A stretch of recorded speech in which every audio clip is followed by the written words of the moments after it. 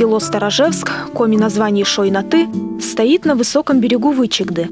Древние коми, по версии историков, облюбовали эти места еще в XIV веке. Но из-за воинственного народа Манси, которые часто нападали на коми поселения, люди эти красивейшие места покинули.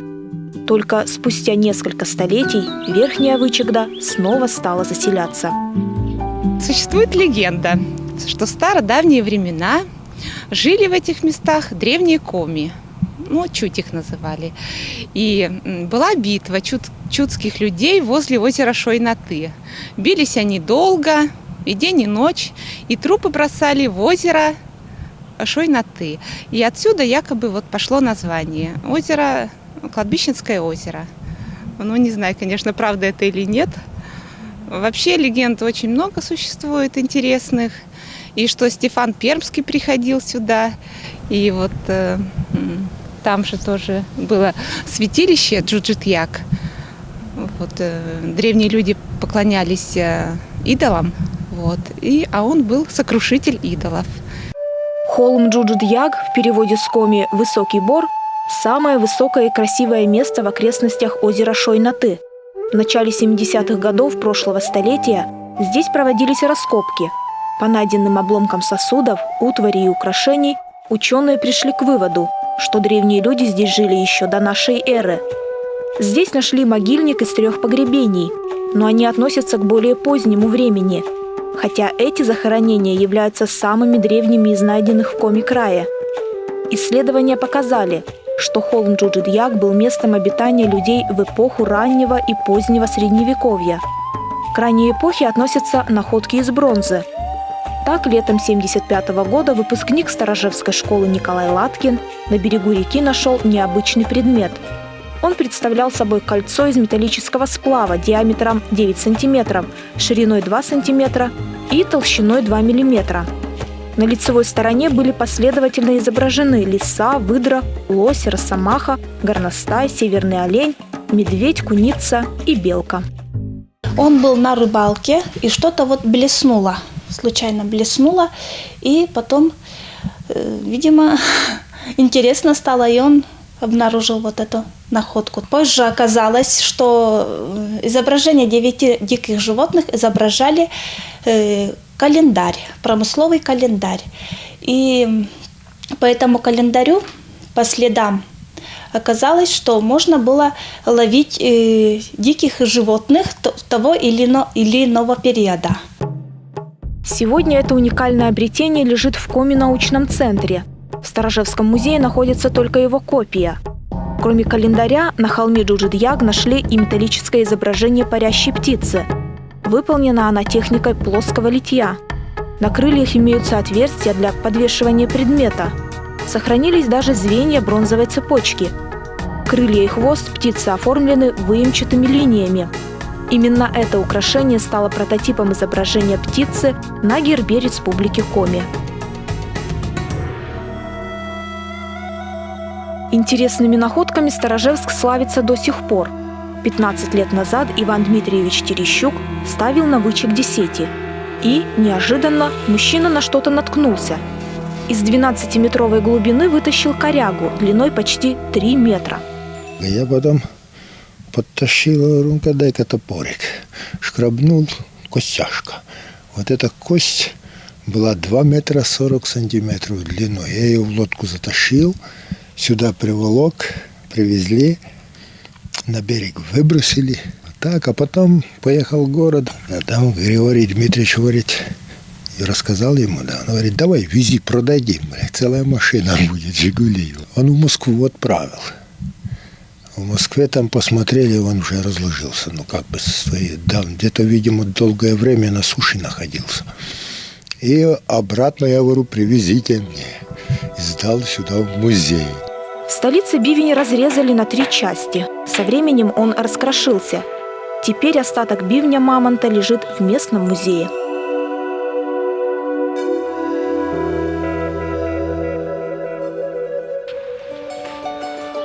Но вернемся к истории села. Оказывается, раньше, много лет назад, в этих местах располагалось 2 небольших поселения. Скорее всего, вот как раньше по документам, было две деревни. Одна деревня, значит, находится на правом берегу Сторожево. От слова, сторож, значит, какой-то караул, да. А другая деревня на левом берегу. Вот деревня Шой-на-Ты. Потом они объединились, и вот первое упоминание было в 1646 году. Вот уже село Сторожевск. Левый берег Вычегды постоянно заливался рекой. Правый же высокий берег с деревней Сторожево от половодья не страдал. Поэтому левый берег, где располагалась деревня Шой-на-Ты, было удобнее использовать в качестве лугов для заготовки сена. Со временем деревни между собой объединились. Село с каждым годом росло. В 1882 году в Сторожевске построили деревянную церковь на каменном фундаменте. В 1910 году началось строительство новой церкви в кирпичном исполнении с прежним названием «Введение во храм Пресвятой Богородицы». Но стены Божьего дома не услышали ни одной службы. Грянула революция, и в здании разместили Дом культуры. Строили по кирпичику, там техники такой не было, поэтому делали из досок вот эти ступени, высокая же церковь, да, и вот кирпичи брали и вот поднимали эти кирпичи вереницей, вот как муравьи в муравейнике работают, вот типа так строили.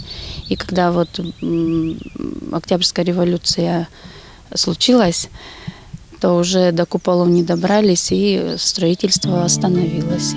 Сегодня под крышей старинного здания расположился и Дом культуры, и библиотека, и молильный дом.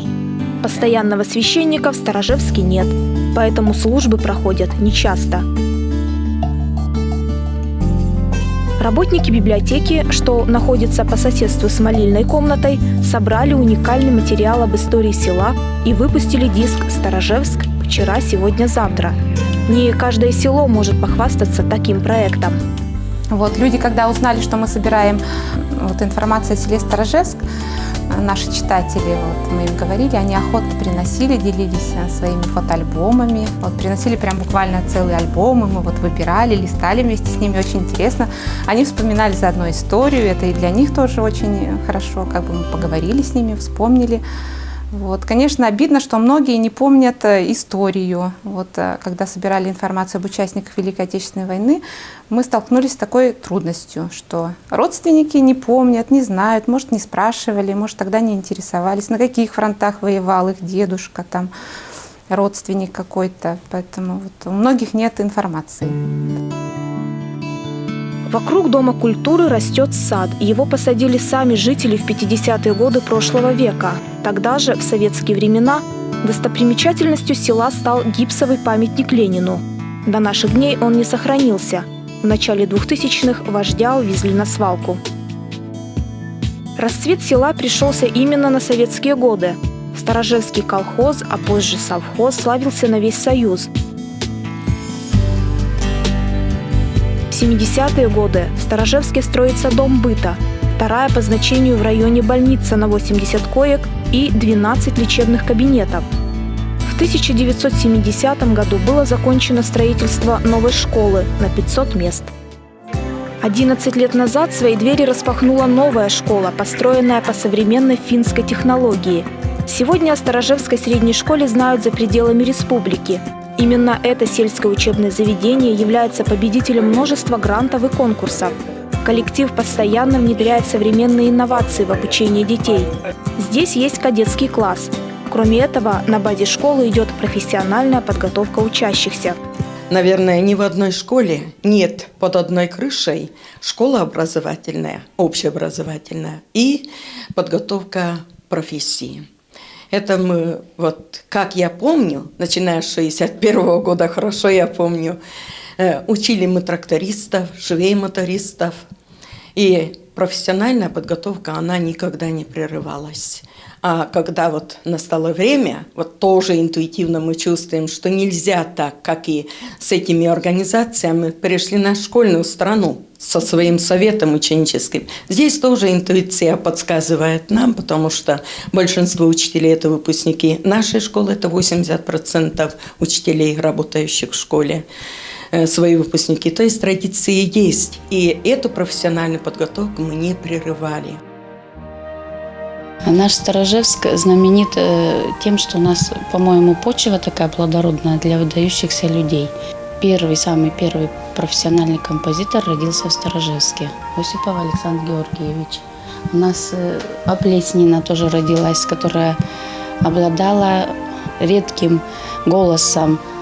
Даже зачитали лирическое сопрано. Это очень высокий голос. Она оперная певица. Далее в Сторожевске у нас родилась Зоя Васильевна Шиликова. Сейчас имеет звание заслуженный учитель Российской Федерации.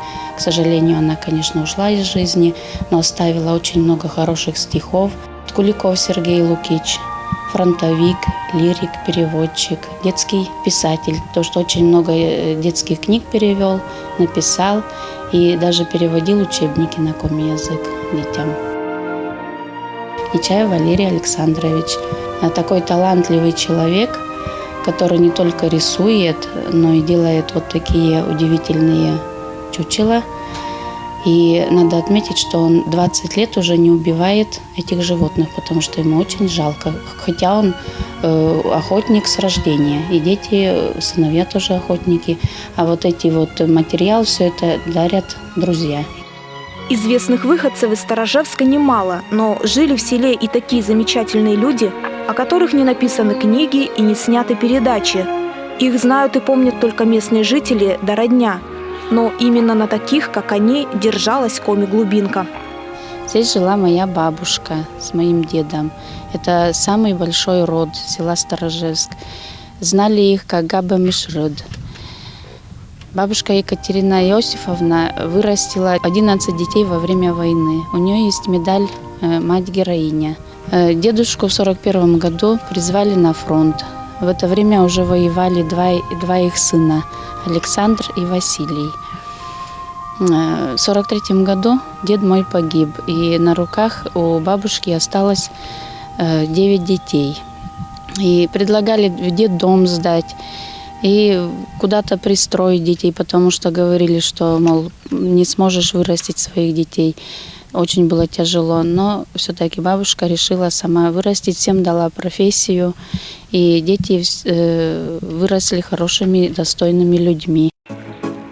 О селе и о людях ходит немало легенд, и часто они основаны на реальных событиях. Но нам до сих пор точно неизвестно, действительно ли в этих местах жила чуть, сжигал ли языческие тотемы на месте жертвенных святилищ Стефан Пермский. Ясно лишь одно – история села Шой-на-Ты настолько богата и интересна, что мы, авторы Коми Инкогнито, вернемся сюда снова.